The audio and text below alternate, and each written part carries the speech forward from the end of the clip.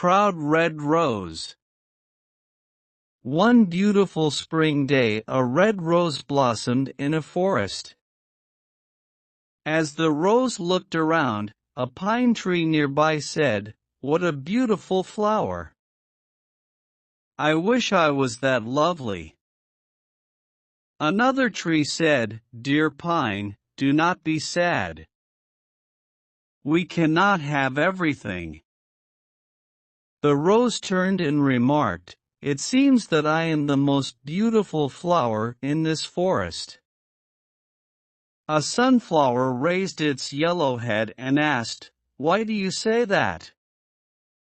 In this forest there are many beautiful flowers. You are just one of them." The red rose replied, "I see everyone looking at me and admiring me." Then the rose looked at a cactus and said, "Look at that ugly plant full of thorns." The pine tree said, "Red rose, what kind of talk is this? Who can say what beauty is? You have thorns too." The proud red rose looked angrily at the pine and said, "I thought you had good taste. You do not know what beauty is at all. You cannot compare my thorns to that of the cactus." What a proud flower, thought the trees. The rose tried to move its roots away from the cactus, but it could not move. As the days passed, the red rose would look at the cactus and say insulting things, like, "This plant is useless. How sorry I am to be his neighbor." The cactus never got upset and even tried to advise the rose, saying, "God did not create any form of life without a purpose." Spring passed, and the weather became very warm. Life became difficult in the forest, as there was no rain.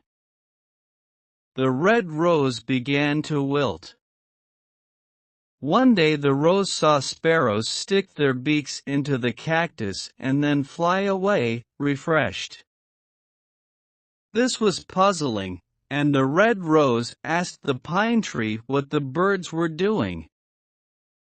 The pine tree explained that the birds were getting water from the cactus.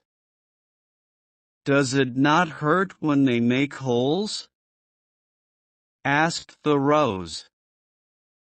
"Yes, but the cactus does not like to see the birds suffer," replied the pine.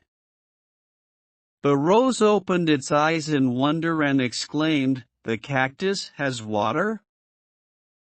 "Yes, you can also drink from it. The sparrow can bring water to you if you ask the cactus for help." The red rose felt too ashamed to ask for water from the cactus, but finally it did ask for help.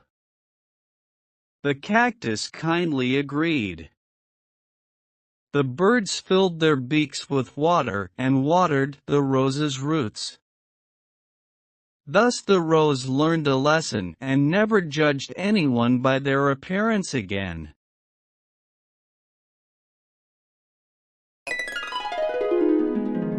Please subscribe, like, and comment your idea.